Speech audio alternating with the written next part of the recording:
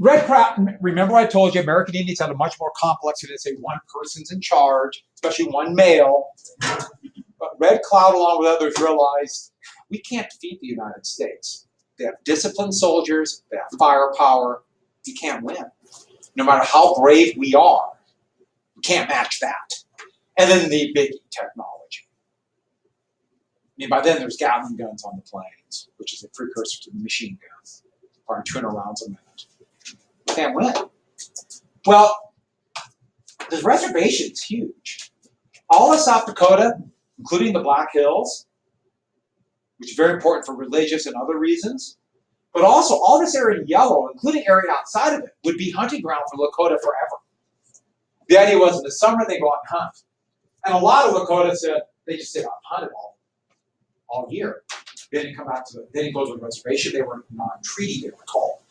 And the reason we mention this is I can't go through all the Indian wars, but one we'll talk about dealt with the Black Hills. In 1874, after this reservation was done, gold was discovered in the Black Hills. And that would lead to what the United States would call the Great Sioux War. And the Great Sioux War, 1875 to 77. 75 to 77. Is a detachment of the 7th Cavalry, and under their second in command, George Armstrong Custer, who found the gold, triggering a gold rush. You can imagine what happened. All these people came into the reservation. Reservation life turned out to be much more difficult than what the Lakota were promised, and thousands left, along with thousands of Cheyenne. And they just took off into this area here. Go hunt buffalo. And the United States decided, President Grant decided, we're all going to go to the reservation, period. Period. In fact, it ended what he called his peace strategy. All got to go. And that's going to lead to a massive military operation to run the Lakota down. Huge operation. Troops will come from North Dakota, from Missoula, and up from Wyoming to try to surround them. That summer of 1876. And a reconnaissance mission to try to find the band of the Lakota would lead to the most famous of the battles of the Great Plains, happened in Montana, the battles of the Bighorn. June 25th, 1876. The 7th Cavalry, Horace, they're light cavalry, dragoons. They didn't call them dragoons anymore, but they're cavalry. Their second in command was in charge. Their commander, a guy named Sturgis, was off in the east. They were sent to go find this band of Lakota and Cheyenne. Little did they know, this band was bigger than anyone had ever seen on the Great Plains. It's maybe up to 6,000 or 7,000 people in this band. Just right there. You can't have a band that big, they'll starve. But middle of June, they formed. They actually defeated an army coming up from Wyoming at Rosebud. Two of the most famous Lakota was an older warrior by the name of Sitting Bull, who's right here. Sitting Bull had been fighting the United States his whole life. And by then he was far too old to fight, but he still was an important leader. And there's a number of very famous leaders of those who would fight against the 7th Cavalry, but the most famous would be Crazy Horse. We didn't know what he looked like, so that's a very crude watercolor because we just don't know. He would not allow his picture to be taken. He made it very clear, why do you want to steal my shadow? And I think that's a valid question. So what were they fighting for? Like what did the cavalry do? They were the cavalry trying to find them. To find them? Yeah, to find them, with the idea being we could defeat them, force them onto the reservation, force them back to the reservation. Even though a lot of them never agreed to go to the reservation in the first place. Well, the thing about it was, on the plains, the cavalry's tactic, the U.S. Army's tactic was, you see them, if you got to fight them, you attack them now. Because if you wait, they're gone. You know, the great advantage the American Indians had is they could use their mobility to escape and then hit and run attacks. So when Custer saw them, he attacked. He actually broke his regiment up into 3 units, and the part he led would be surrounded on the bluffs overlooking the Little Bighorn, and within 10 minutes, all 240 would be killed. including Custer. Their plan was to go into the camp and take the women and children hostage. That was the plan. And hold them and force them to go back to the reservation. Like I said, there's no noble side to this war. And they were slaughtered. This would be done by Lakota and the Pine Ridge Reservation about 12 years after the fight. The rest of the regiment held out, but Custer would be killed. And a couple of things about this really quick. Think about the date.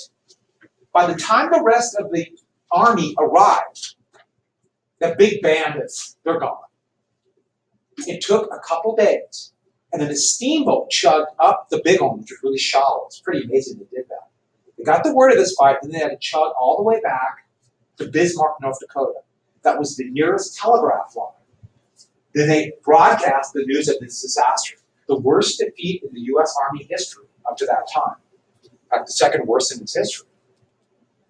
The first would be the Korean War in 1950. The Chinese attack in November 1950. But it got back the night of July 3rd. It was in the newspapers on July 4th. This humiliating defeat of one of the most famous U.S. soldiers, George Armstrong Custer. July 4th? Not only is that obviously July 4th, but think 1876. What's the big deal? The centennial, huge centennial celebration, and the news of this humiliating defeat. This would be the last big victory for Lakota. The United States Army, President Grant, would be determined to run them down and destroy them. Forts are going to be built all over eastern Montana to hem them in. And band by band, they'll be defeated, run down by that winter, and forced to go into reservations. And the reservations are going to be shrunk by about 70%. They're going to lose almost all the land they had before. It's much smaller reservations. In fact, yeah, I'll show you the reservations. Remember how big it was here? See how big that reservation was? The map isn't quite as good, but that's it. Here, and there. And they had all this land before. That's all they would get. Crazy Horse would eventually lead its band into the Pine Ridge Reservation right there. And the U.S. was convinced they had to arrest him and put him in prison in the Florida Keys. These horrible prisons that were dug into the coral reefs. I guess they were basically torture chambers. They dug holes and basically put bars over the roof and then stuck people in there. Temperature would be like 150 degrees in there. And he did not surrender. He refused, and in the process, he was murdered. So to this day, we don't know what he looked like. Sitting Bull would go up to Canada and eventually come down to the Pine Ridge Reservation. If I have time, maybe I'll tell you another story about him. But this picture would be done by Anheuser-Busch, make Budweiser. They'd be given to bars all over the United States in the 1880s, 1890s. And this would almost glamorize this. This would be all over. In every bar, they'd have this picture selling beer and also this glorious last down by Custer, who did not have long hair, he had short hair, and he did not wear a buckskin jacket. He wore a military tunic, navy blue, comfy in the summer, nice and wool. But that, did not look like that, but that became the image everyone saw. These are actually when they're reinterring the bones 10 years after the battle. That's what it looked like a couple years ago. Has anyone been there? A few people, if you get a chance, go. They do a really good job of showing what happened, and what they originally thought turned out that wasn't the way the battle was, and there's been a lot of scholarship later. It's really, really interesting place. And by 1877, they would be run down. And a kind of an example of this, kind of a tragic last stand, is I'll just tell you very quickly about the Nez Perce. Similar thing happened in Nez Perce. Similar thing went after the Cheyenne. That's why there's Cheyenne Reservation in Montana. They were going to be forced into a reservation that's a much smaller reservation when they used to have about this area right here from a previous treaty. The U.S. said, no, we want that land now. You move to this reservation. 5 bands. One of their camp chiefs would be the most famous, Chief Joseph, but actually there are essentially about 12 chiefs that very complex relationship with these bands. They refused to go to this reservation. After a couple of different fights, just a few hundred people, less than 100 actual people fighting age, these are Dennis Pierce afterwards, took off on a trek that's going to lead them into Montana, where they defeat a larger force at the Big Hole. If you get a chance, go down there. They do a good job with the battlefield to show you what happened, but it's also just a beautiful area. And just a couple hundred, you think about how this tiny band escaped into the brand new Yellowstone National Park, defeated a small force near Billings, but were finally caught before they could get to Canada. They thought that might lead into freedom, right in the Barrapal Mountains. General, was a colonel then, Nelson A. Miles, Civil War hero, was his 2 regiments that ran him down. The only reason I mentioned Miles is the town I grew up in. It's named after him. So what tribe is that? Hmm? What tribe? The Nez Perce. Oh, okay. Yeah. And then, Why couldn't they just head straight north? They didn't really know they were going to go there, and they're also their soldiers there. And They were trying to get another band.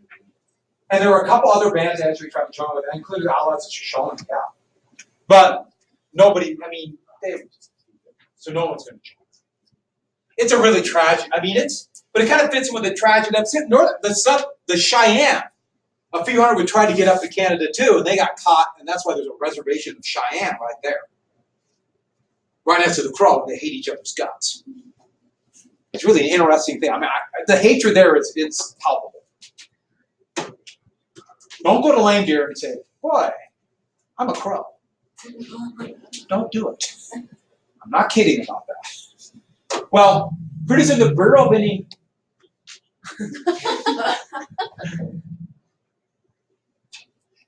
Indian Affairs would eventually run the reservations. And Indian agents would actually run each individual reservation. And these would be some of the most corrupt groups ever. They were infamous for graft. And graft is stealing from the government, aka stealing from us. This era was the golden age of graft. But I would argue we are now in the new golden era of graft. The last 30 years, I'm in awe of the amount of graft. Stealing from the government. Basically doing things that get money from government. I was in the wondrous Houston Airport a day ago, and I can't even begin to tell you all the scams. The computers they have for customs, somebody made, we're talking, was it $12 billion off those things? And they're just a scam. Just a scam of scams.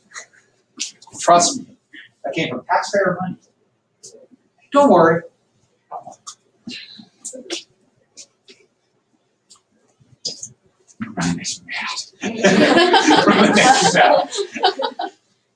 But they just would steal. So they get money that was supposed to go to feed the various tribal members, and what did they do? They just pocketed it. In fact, a lot of Lakota would say this is the first time we've ever been hungry. It was on these reservations. And they were promised to get food forever. In fact, there are going to be less than 280,000 American Indians left alive by 1888. That's all over the United States.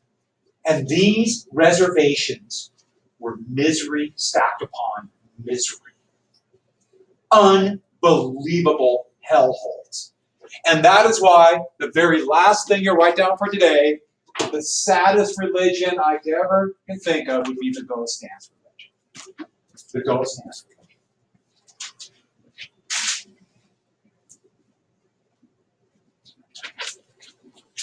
Wovoka, a Paiute Indian, kind of this, he got it after he heard the bells ring. And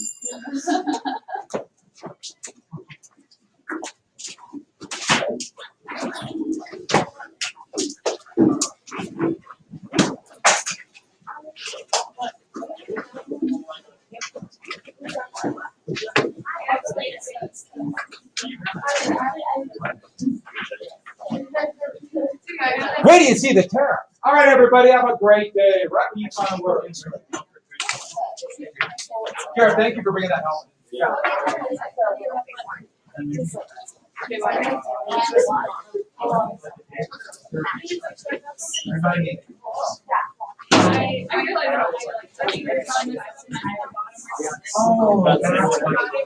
Yeah. We want to do that. Coming tomorrow. You just gotta do that. Also. You ain't wrong. You know it's a good idea. No, you ain't wrong. Oh yeah, let me show you. Ooh, ooh, yeah, see, look at that. I'll tell you what, HBS. Okay. Oh, Yes. I missed Thursday. The Thursday miss. Did you miss Thursday? Yeah, because I went caroling for elementary schoolers, and I woke up the next day with a really pink eye, so I didn't want to come to school just in case. And I went to the Only doctor. 4 elementary I schools. know. But Okay. yeah, I had You to. watched the video. I did clown. It's called the West Branson Project Clown, and it is on my webpage. Katie, you got to get this too. Yeah, you took off some of your pink eye story. I'm sorry. And it's the first half of this, about the first 40 minutes. It goes right along with the video, so you got to watch it until the time. If you have trouble, huh? Okay. And if there's anything, so I'll give you the next few days to watch it. Okay. All right. Next few days, sound good? Yes. All right. Just on our website? Yeah. Okay. Find the West. Yeah, it's sports guy. There was Thank you. something that I had to make up too. Quiz. Maybe I don't remember. Yeah, they got all the It's really bad, but I don't remember. I don't remember.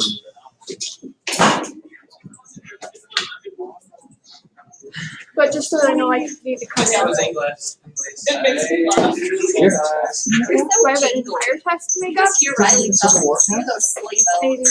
Yeah. Okay, I'll come in. If I have to do it, Christmas tree and I got so mad. what you have, I was so heated. Mine's in what my time do you GoPad leave now. at the end of the I like day? the goats. It depends. I mean, actually, you know. Because I have until 7:30, but Oh my god. Let's talk about it tomorrow. Let's figure out- yeah, I'm gonna have to work tomorrow right after school, so I won't be able to stay tomorrow, but I can stay on Thursday. Let's talk about Thursday. Let's just remind me and we'll talk about it. Yeah, we'll get it. And not a big deal. And I'll give you another day. You have any questions? They took it down yesterday. I don't care if it's not Christmas anymore. I don't care if it's a new year. Like, it is.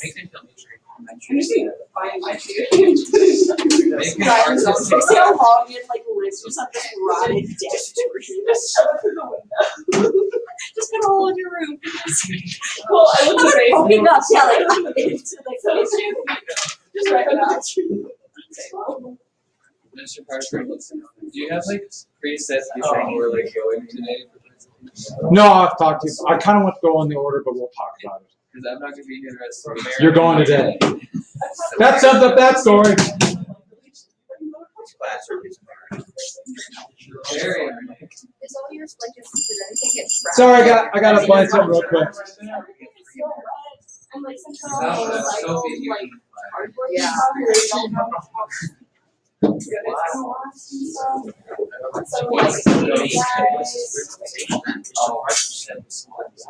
This guy especially. Global warming. It's like very. Oh.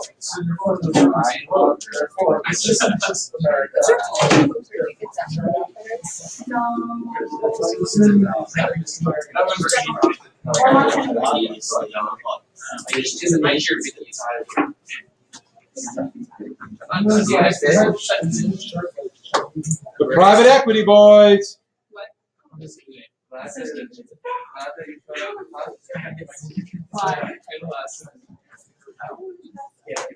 It wasn't just I said it was him.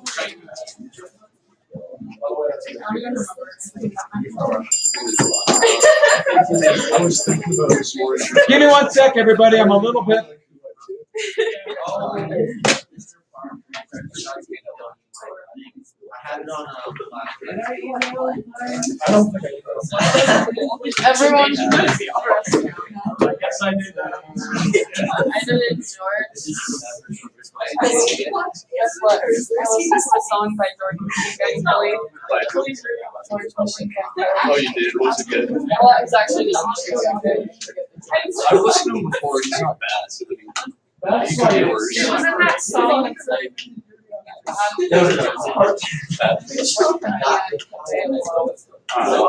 heard a few of his songs and I did like it. I don't think he's that bad. It's not horrible, but it's kind of weird because it doesn't sound like it's Yeah, it's true. The eyes of person. Wow. Uber only lost $860 million last quarter. No, it's just it's a stupid business model that one. Uber is doomed. Well, it's just a dumb business model. Uber takes advantage of avoiding tax laws, and they're doomed. How old do you have to be? Well, you know, I would imagine 18, but they the way they're only way they're able to work is by paying their workers slave wages. And voting any restrictions like taxis have to have like rules. My manager at work sometimes just like drives around downtown like at night and stuff, and just to make money, she like turns on her Uber app because it's all through the app, and like once you register, it's just you can make some money. Yeah, it's slave wages. I mean, I'm not kidding. Ubers, they gouge desperate people to do that. And clearly, your manager either is not desperate, or of course, big cities where you get the really desperate ones. I can't imagine Uber lasting. I mean, they've lost. Not after what I just heard. What is it? Their marginal profit loss was 147%. Yeah. They do this. This can't work. Only way they can work is by avoiding the law. Which might work. Airbnb is the same way. Okay. So before we get started, we do have a couple of presentations to do. Did you enjoy your Festivus break? Yeah. Aren't you glad the long Festivus break nightmare is over?